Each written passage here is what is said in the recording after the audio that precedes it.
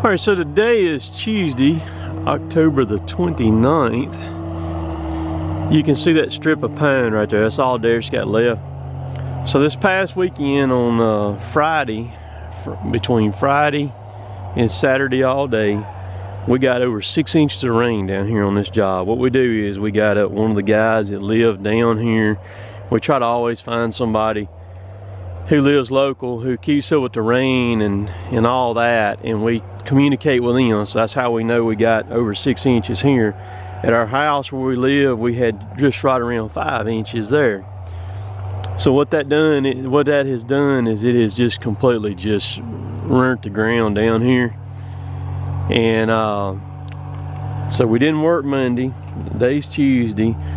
Tomorrow, which will be Wednesday and Thursday, they're calling for another 4 more inches of rain to fall here in this area.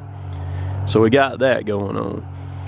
We will not finish this job. I'm fixing to ride y'all down here, and we're going to look at the 40 down here. I'm going to put the drone in the air also too and fly it so we can kind of see what it looks like. But before we get going, I want to show y'all this here. The people, this goes back to where I cut those giant oak trees 2 weeks ago down there in Utah, Alabama. People said you should leave them trees. There were several people that commented in the comments said you should leave those trees. And here's a perfect example of why you shouldn't. This right here, we have no choice on this. This is classified as an SMZ, Streamside Management Zone. So we leave these trees. You can see the blue flag in there where they got them flagged out for us to leave for the ditch runoffs and stuff like that. But look, that's what I want to show you. You see that white oak right there laying on the ground, clay rooted? You see that other oak over there on the other side, clay rooted? There's probably trees all down through there. So what happens is there was trees over here on this side, there was trees over there on that side. All those trees support one another as they're growing. Their root system is based on the trees around them. So when you take these trees down over here and you take those trees down over there, that base that they had, a support group, is gone. You get the wind in here like we had this past weekend, that's what started happening. Those trees start hitting the ground. Would have been no different down there in Utah, Alabama. You cut and you leave a tree standing out in the wide open. If we had one of those monster 8-foot trees out there, we left it standing, there's 2 things gonna happen to it. One of 2 things gonna happen to it, and might even be both of them happen to it.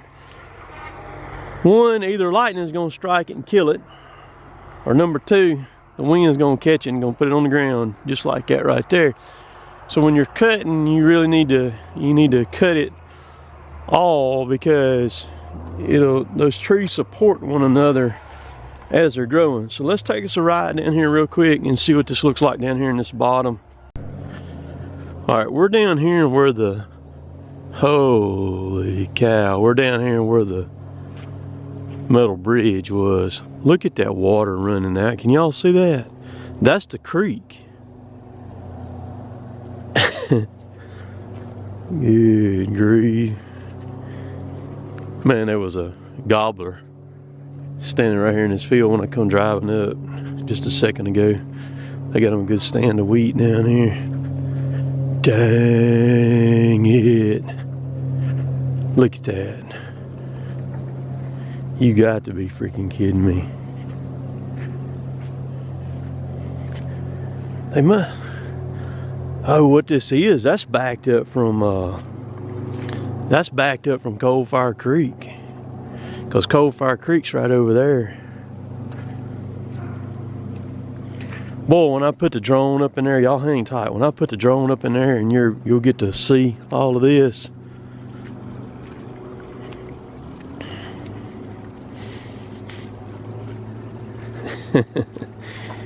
And look, that creek right there.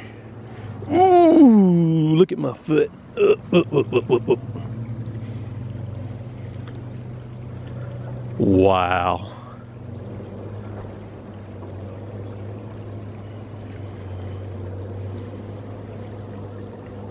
It's almost got this whole field flooded right there.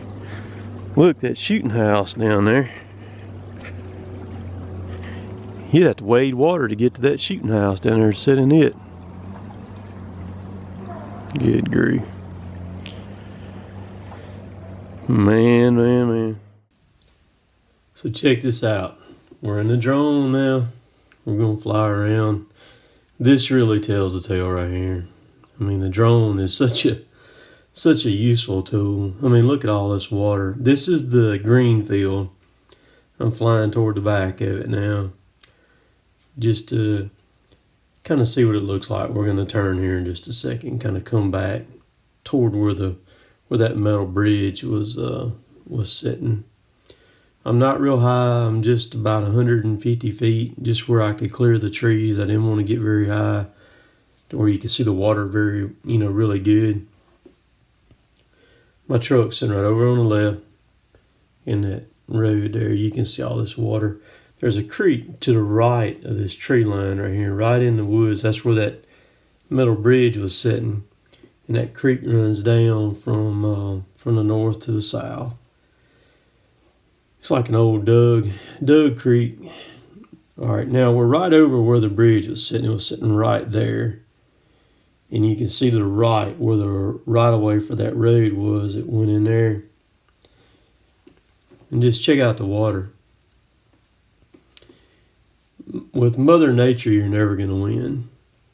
There's been people, there's been companies, there have been even the government and try to fight Mother Nature. Man, individual, man is groups, and you're not going to win. Mother Nature's always going to come out on top, no matter what you try to do. She's going to win. You have to learn how to respect Mother Nature.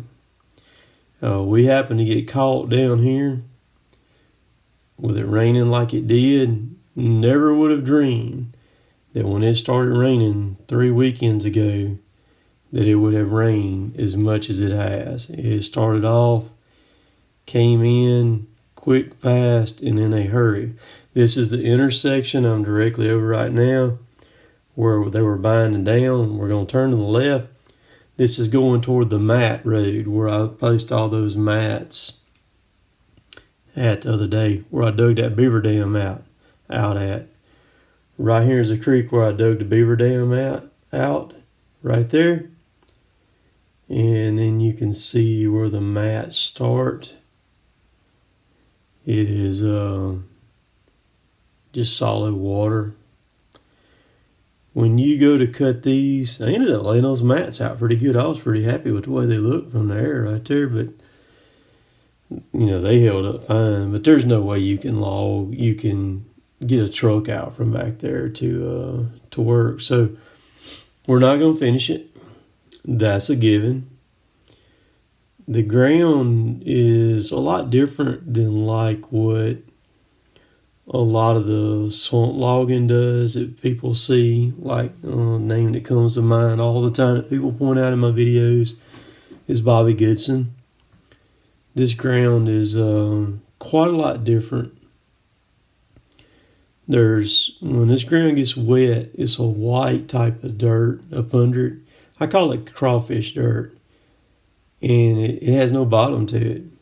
There's nothing there. You have to have a little bit of substance up under it. And once it gets wet, you can take a probe or anything and you can shove it down in the ground, as deep as you can possibly push it in the ground.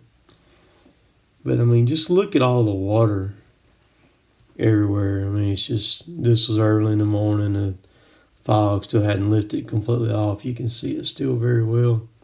You can see our wood pile right there. I'm flying over it. I'm just now mentioning it. The majority of that wood pile is pine pulpwood because they had us cut off on it. There's about 4 loads of logs laying there. And they're just going to have to lay there. It's there just ain't no other way to get them out. This is the standing timber that's left on it. You can see it. I'm flying over it right now. And matter of fact, when we came out of here, you can see looking straight down, you can see this trail that Derek cut out for us to track in the stumps and on top of everything that we could just to get back to the metal bridge, because we couldn't even get on that road over there. Even with the track machines, you can see it where it wiggles up down through here. back to the metal bridge. We're back. Right there is the metal bridge. You see my pickup truck. Now we're going to turn and fly straight north toward what we just got through cutting. Had we not went ahead and cut this 3 acre block right here, you can see the water standing on it, we would have never got it.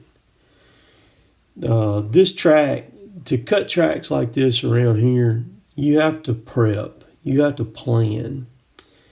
And this track should have been prepped this summer, June and July. It should have been prepped to cut. And when we move, look at the amount of water standing in this cutover right here. I mean, this looks like a swamp logging track, like when Bobby Goodson and them get done. That's the way that it looks right there. Had the track been prepped, if it would have been prepped back during the summer, the road would have been fixed, the bridge would have been put in. We could have come in here, and when we started this job, we could have went down there first and cut that 40 first, and then worked our way back out. We would have finished the track. But now we're going to have to move off of it. We will not get the 40 done. We've got everything. We're completely done with it. Derek finished that strip of pine that I showed at the beginning of the video. It's done. Everything's at the loader. And we've got rain on the radar coming in right now. That's right on the edge of us. And they're still talking about us getting 3 to 4 inches between Wednesday. See, there's Chad skidding right there, and there's the processor. Between Wednesday and Thursday this week. And so we're just going to get up what we've got on the ground, except for what's on the 40 back there. Now you ask, well, that would be okay. Yes, it will. With it sitting in that water down there and with it during the wintertime, it'll be fine. It will probably be on in the summer before we can get back on it to clean it up. The wood will probably be dried out by then, no doubt. You can still haul it. It just has to be hauled for pulp. It can't go for logs no more. But we can't sit here for 2 or 3 weeks and go broke trying to get that out. Of course, you can't get that out. You would destroy that place trying to get that out back there right now. It's 1,400 feet from my truck to where that wood pile is. That's what the drone was saying, 1,400 feet back there. But just a huge disappointment on our part to not finish that right there. Whereas, like I said a while ago, if it was planned right, we could have. So appreciate y'all watching. Catch y'all later. Later, Tater.